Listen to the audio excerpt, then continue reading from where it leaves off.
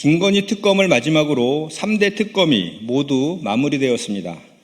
더불어민주당은 2차 종합특검을 새해 첫 법안으로 처리할 것입니다. 윤석열 정권의 V제로 김건희 의혹을 수사해온 민중기 특별검사팀이 오늘 최종 수사 결과를 발표했습니다. 김건희 특검팀은 지난 7월 2일 수사에 착수해 도이치모터스 주가 조작, 명태군 선거 개입, 건진법사 청탁 의혹 등 16가지 혐의를 집중적으로 조사해 왔습니다. 특히 특검팀은 김건희가 수많은 인물로부터 인사나 공천, 특혜를 명목으로 금품을 받고 그 대가로 대통령의 인사권 행사에 개입했다고 보고 수사를 이어왔습니다. 이를 통해 건진법사 전성배, 한학자 통일교 총재, 권성동 국민의힘 의원 등 통일교 청탁 의혹 연루자들을 모두 구속 기소하는 성과를 거두기도 하였습니다. 특검팀은 오늘 발표를 통해 김건희는 대통령 배우자의 신분을 이용해 고가의 금품을 쉽게 수수하고 역사책에서나 볼 법한 현대판 매감 매직이라고 부를 수 있을 정도로 각종 인사와 공천에 폭넓게 개입하였으며 그로 인해 대한민국의 공적 시스템이 크게 무너졌음을 확인했다고 일갈했습니다. 또한 특검은 대통령 배우자의 헌법 질서 파괴 행위를 전혀 예측하지 못한 기존 법률의 한계로 인해 합당한 처벌에 크게 부족함이 있음을 안타깝게 생각한다는 견해도 밝혔습니다.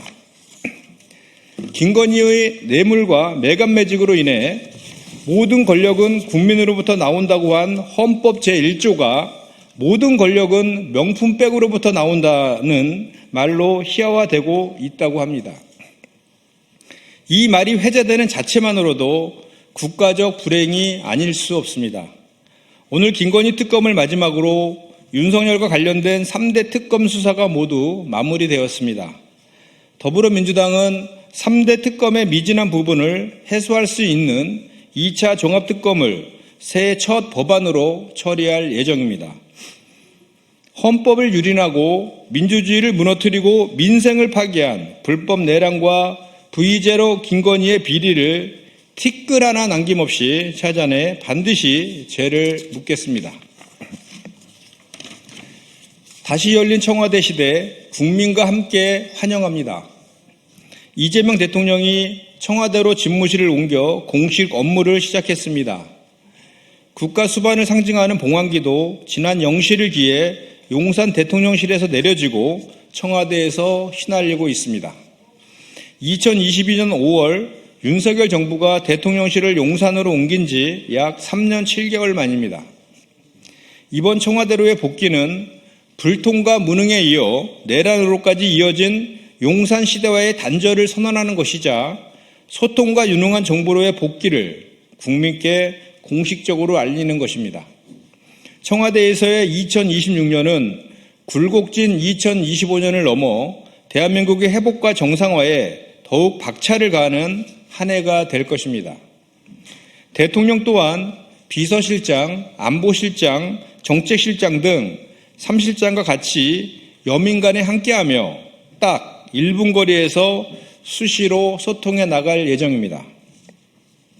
내란 속의 윤석열은 공간이 의식을 지배한다는 뜻모를 소리와 함께 탈권위를 내세우며 용산 이전을 강행했습니다.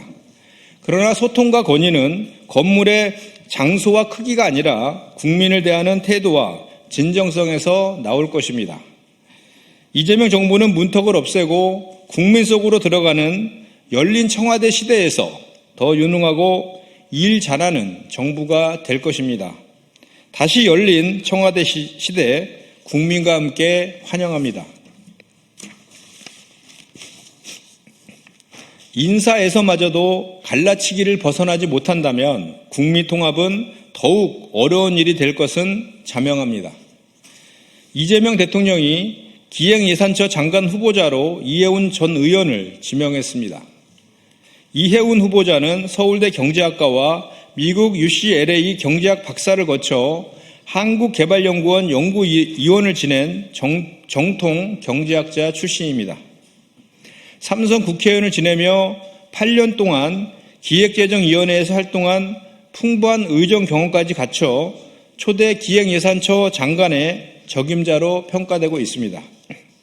또한 국가 예산을 기획, 편성, 총괄 관리하는 요직에 국민의힘 출신 전직 의원인 이해운 후보자를 지명한 것은 출신과 이념을 넘어 오직 민생과 경제를 위해 적재적소의 인재를 기용하겠다는 대통령의 실용주의와 탕평의지가 반영된 결과입니다. 그런데 국민의힘은 이해운 후보자를 즉각 제명하는 한편 일제 부역 행위와 다름없다며 맹비난에 나섰습니다. 그러나 국민의힘의 비난은 인사를 하지 말라는 발목 잡기이자 목리에 불과할 뿐입니다.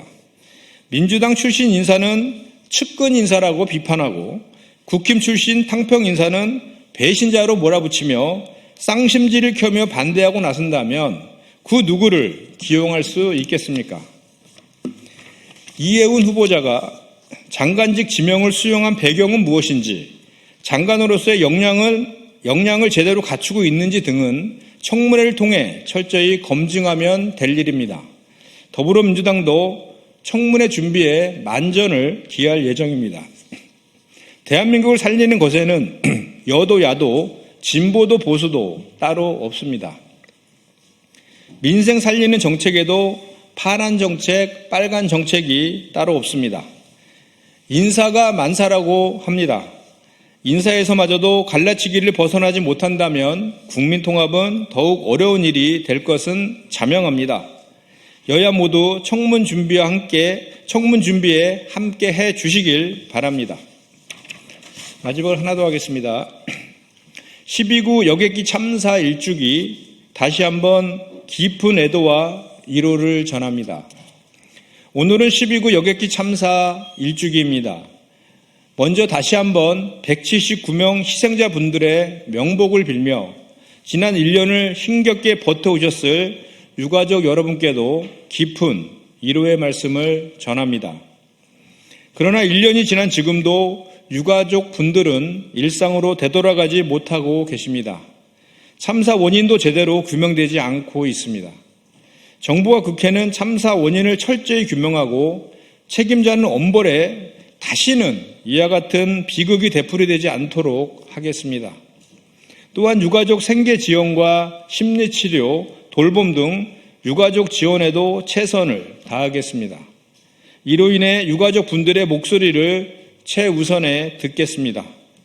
지난 12월 22일 국회는 12구 여객기 참사 국정조사 특별위원회를 구성해 활동에 들어갔습니다.